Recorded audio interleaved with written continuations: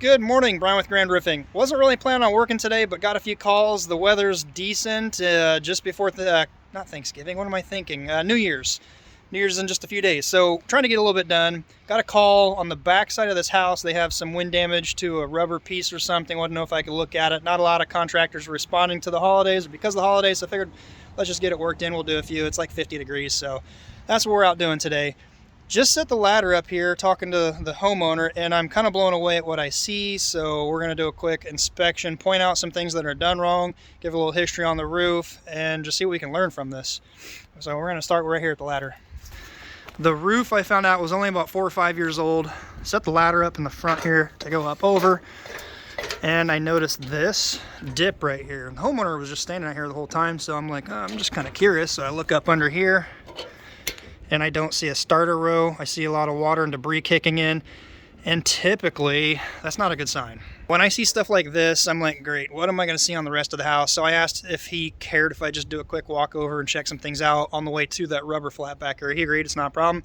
So maybe it's just this one right here. We're going to go check a few more down the way here, and it's not good. So I talked to him, got some photos, went down and showed him, asked if I could do this. They said that's fine. So let's just get into it. So if you look here, again, there's no starter. There is a synthetic piece of paper with drip edge, it's not even apron. And the problem is now it's slooping down.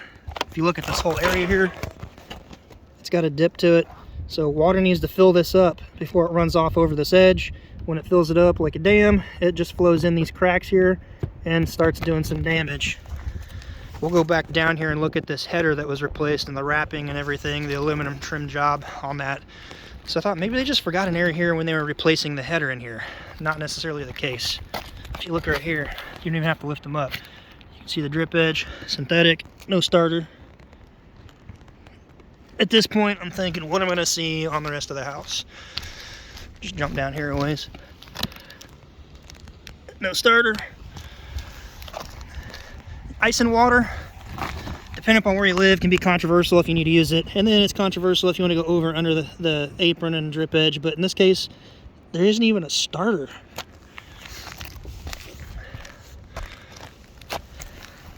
There's a small starter piece here at this offset, and then we get to this. This just is not good. If you look in here, where this shingle comes together, runs up, if you don't have enough offset, you get water coming in that. I show this quite often. It should never happen, but I see it happen quite a bit. It's actually a small tab. I don't even know why this little tab was thrown in here, unless it was to offset the rest of the pattern going out.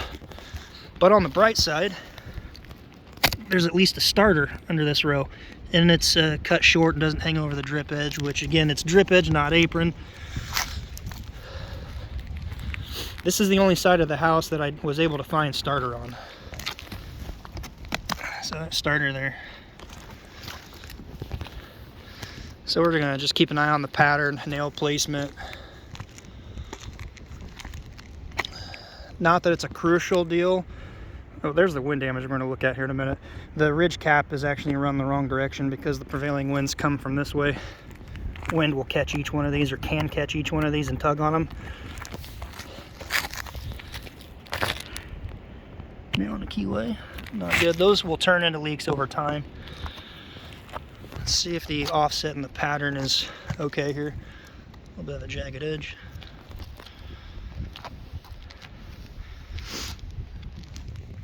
For the most part, the pattern, minus the few I had pointed out that were done wrong, most of it seems to be okay. You do want to be cautious when you're coming up. Actually, okay, I wasn't sure. I thought that might have been a nail right there. When you are bringing your pattern up, sometimes you need to put an offset in, but you want to be cautious on how far you shift something over, because when a roofer's installing shingles, their nail pattern should be pretty consistent so you don't get them in a keyway. Well, when you throw a random offset that far, chances are you're going to be in the area of a nail. Stuck down, I can't tell. And if not, that pattern usually continues. So keyway right here. And if they're in an area of a nail, which it feels pinned down about right here, it gets close to this. That could develop it to be an issue over time. and it's going to be that far offset. I'm not saying the offset is an issue. You just need to be aware of placing the nails there when you're roofing it and being aware of it.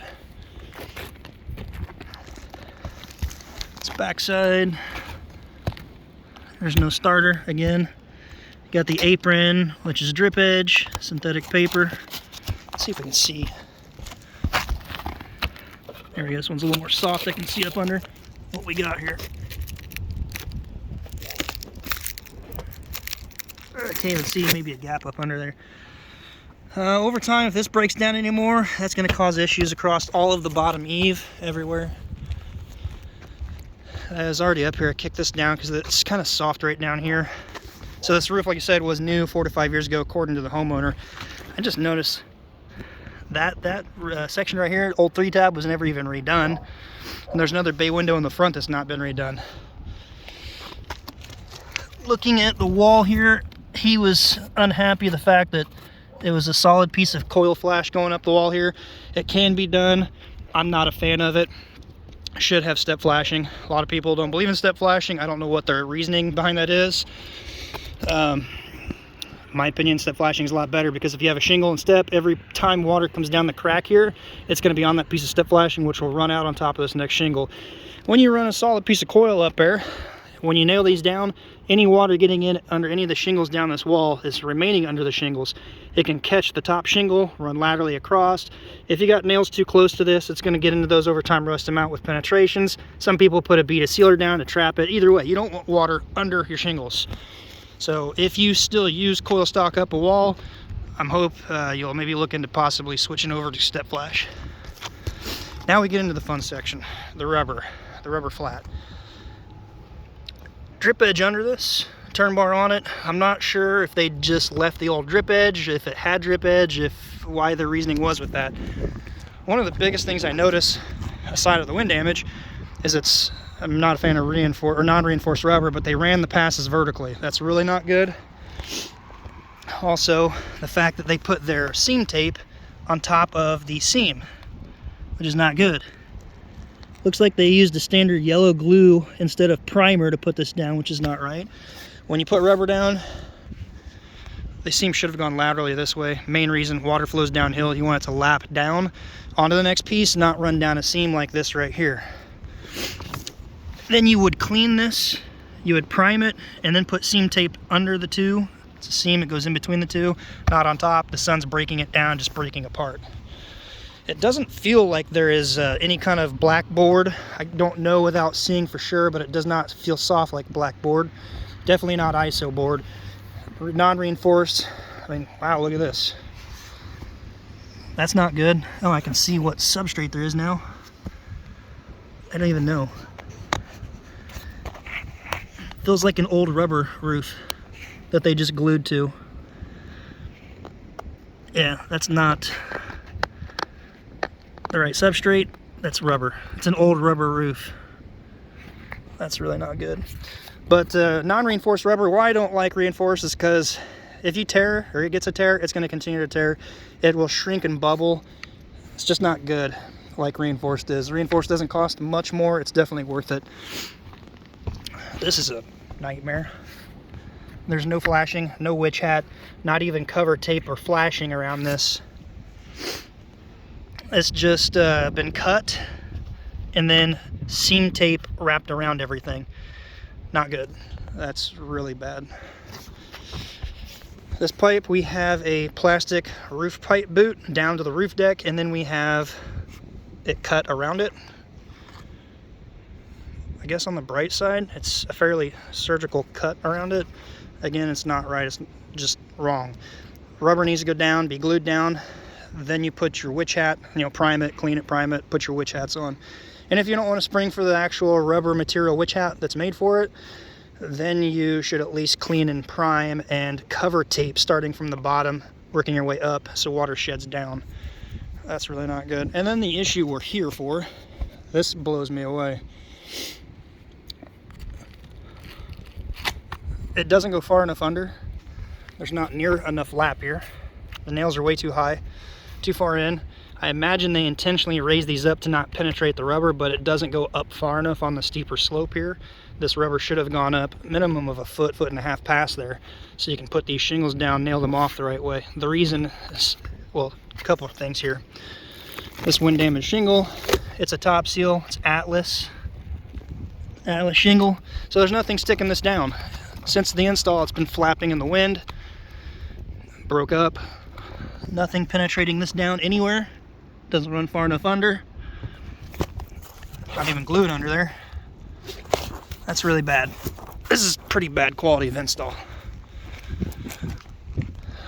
Down here this entire way, they didn't use a starter on this first pass. I mean, I'm just really blown away at this right here too. The reveal line here where this next shingle crosses over, there's not much to it.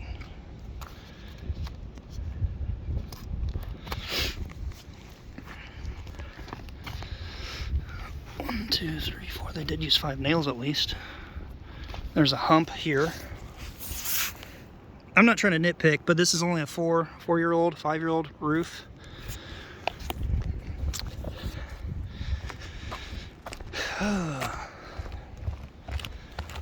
There's a standard pipe boot that was hacked to get put around this. They make retro boots that you can not have to kill the service and take the riser head off and put on.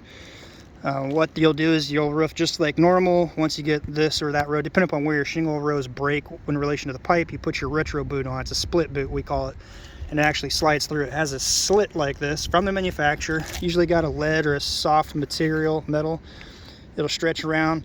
It has a perforation so you can cut the size of your pole so it's tight, and there's clamps. It raises up right here, and there's clamps that actually hook it to keep it tight. This is not good at all. Let's see if there's starter. No starter.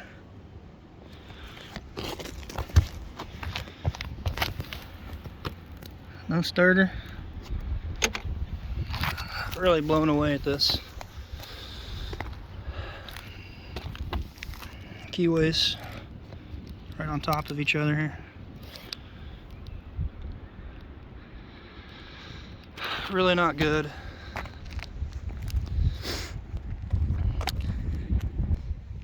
So in a case like this here, let me know in the comment section down below. Do you repair, put a band-aid on it? Do you just bite the bullet and replace the roof? A lot of this front section could probably be salvaged, but this flat section I'm standing on is really in pretty bad shape. Owner said that the contractor that did it has been contacted weeks back, and I'm hearing it from the owner here. He's not responding, he's not taking care of it. I don't know how this roof got done and not like missing starter rows, bad butt grooves, these things here, seam tape on top of the seams.